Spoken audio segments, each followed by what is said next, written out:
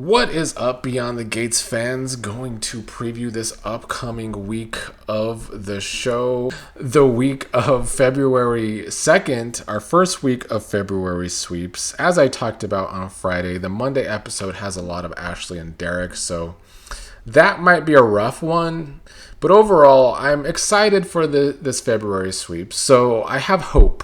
In this next week preview, though, we start with Vanessa and Joey discussing moving in together. And Joey making some comment like it could be dangerous if they do that. I just feel like this is another repeat of a conversation that these two characters are having. They always have the same conversations. Vanessa wants to do something. Joey says it's dangerous, doesn't want to do it. Vanessa whines about it for a while. Joey eventually gives in. It's been rinse and repeat for months now for these characters, and I don't think this is going to be any different. The Vanessa and Joey relationship to me right now is the worst storyline on the show. I talk a lot of shit about the Kat and Eva rivalry, which I still stand that it's not good right now. And of course, the show keeping Ashley and Derek in each other's orbits is just a really mind-numbing decision. But the Vanessa and Joey relationship is getting the worst writing. In the preview, we see Nicole and Kyle kissing, and Ted is seeing them kissing. I don't know if this is the show, still showing us that Ted has feelings for Nicole. Maybe that's not completely over with. I do get at least one comment a week of someone in the comments wanting Ted and Nicole to get back together. I don't know if the show really is portraying that as a thing that we should be rooting for. Like, I think I even said in the comments the other day that if this was Days of Our Lives, that would definitely be happening. Days loves their super couples, and they have people come in between them, but the couple always circles back together. I don't know if Nicole and Ted are supposed to be one of those couples, but we'll see. The Nicole and Kyle stuff, they didn't have as much chemistry this last time we saw them together than when we saw them together in December. Maybe it was them just losing momentum because they kept Kyle off the air for over a month after we first saw him, which I think was a mistake. But hopefully they can find their chemistry again. In the preview, Shanice found the panties that Leslie planted for her to find when her and Ted were going to get together, and she confronts Ted about them. I think this will be entertaining, at least to me. I think I can like the Chenise and Leslie rivalry because they don't write Chenise as someone who will back down to Leslie like they write a lot of the characters when it comes to Leslie. We'll see how Goon Ted can get out of this with Chenise. He's the one that won't move out of the hotel room like you all say in the comments. He stays there. He knows Leslie's still there. He knows Leslie's always stalking around there and spying on him and doing things, and yet he continues to try and be friendly with Leslie. If the tie thing with Nicole that Leslie didn't make Ted not want to be friends with Leslie, I have a hard time seeing this panties thing breaking up Ted being stupid when it comes to Leslie, but we'll see. Anita gets a new haircut in the preview. We know she's going through chemotherapy. We just saw the heavy scenes of her losing her hair on Friday. And it seems like Chelsea's going to like Anita's new hairdo. So they might be able to turn this into a positive. I don't know if we're going to get Tamara Tooney's like real hairstyle or something. I don't know where we're really going here. But it fits the cancer storyline that she's going through. Bill is with Haley in the preview, telling a doctor that his wife has been forcing him to drink tea nonstop. Usually when it comes to a Bill and Haley scene in one of these previews, it's always a fake out. Like we saw at one time in the preview, Bill saying, "I don't want any more of your poison," when he was just making a joke to the tea. I think this will be another fake out. I don't think it's going to make Bill or the doctor feel some kind of way about Haley's tea. I think it's just a way for them to keep this poisoning storyline going very, very slowly. Although over the past week, even though the storyline is moving so slowly, The Haley and Bill scenes, not necessarily together, but apart, were kind of my favorite part of the past week. Lastly, in the preview is the big stuff. We got Andre telling Dani that Bill told him that giving up on Dani was a huge mistake. And then it seems in the preview that Dani finally admits to Andre that she kissed Bill. This could definitely provide us with our first big drama of February sweeps. It is the storyline that's been really holding down this show for months now because it has the most layers. And I am actually quite excited to see where or how this story plays out with this triangle with Bill, Haley, and Andre. And then obviously Haley's involved too, but she's trying to kill Bill. So a lot of things can transpire over February sweeps with that story. And it should transpire because sweeps months should be used to climax your stories, or at least put your best stories at the forefront and give us a lot of drama. Let's move on to some of y'all's comments over the past week. Amber Lynn said, Shanice should be added to the opening credits or replace Ashley. I agree. Shanice has grown as a side character to one of the most entertaining characters on the show. I mean, she was always entertaining from jump to me. I loved how nosy she was from the beginning. But now she's getting actual romance. I agree that Ashley should not be a contract player. They've decided to keep her on contract and make Derek recurring, even though I've said for a long time now that I think the Derek character has more legs than the Ashley character does, but they refuse to give up on Ashley.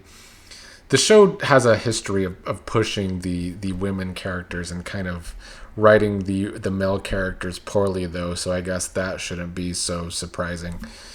T. Foxworth says, I enjoyed the dynamic between Kat, Shanice, and Ted today. I agree with you about Carlton and Ted's friendship as best friends and business partners versus Shanice and Nicole not being friends outside of work. Nicole referred to Shanice as an associate. Yeah, for many weeks now, I've seen on social media a lot of the fan base turning on Shanice because how dare she get with Ted when she works with Nicole. But here's Nicole moving on with it's not really a relationship, but getting a lot of sex from Ted's ex-best friend. So I think that's still just worse than the Shanice and Ted relationship. Sank of a Locks said, I watched late today and I couldn't wait to hear your commentary on today's episode. Thanks for listening. They said, I definitely think there's a double standard when it comes to Ted versus Nicole. Nicole began entertaining Carlton, her husband's best friend and business partner, before their divorce was even final, and no one questioned her decision to date her husband's best friend and business partner. Facts. They then said, as a matter of fact, she was encouraged to do so. Meanwhile, Shanice, who is only a coworker, is being side-eyed by Dani and interviewed by Kat. It feels like the writers are portraying the Duprees as classist, nice on the surface, nasty underneath, holding others to a different standard than the one they apply to themselves. 100%. They have written the Duprees as classist from the beginning. I talked about it a lot in the beginning. I got a lot of flack sometimes for talking about it, but they do portray the Duprees as classist. They are always nice, nasty. They are always holding others to different standards when they are quite the messes themselves. And it's realistic. I mean, I'm not hating on that. I think that makes all the characters more gray rather than black and white. But some parts of the fan base have a hard time accepting that or think that the show should just completely revolve around the Duprees, but that's not going to work. That might have worked on soap operas in the 60s and 70s, but you need a lot of side characters to really be more likable than the classist characters you got that are kind of the main characters.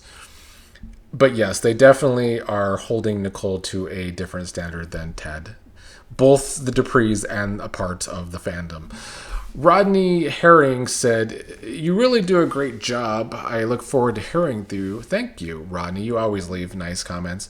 Rodney says, I think it's just awful what Dani is doing to Andre, Nicole's nephew. She knows exactly what she is doing, but I still love her, though. But she knows what she is doing.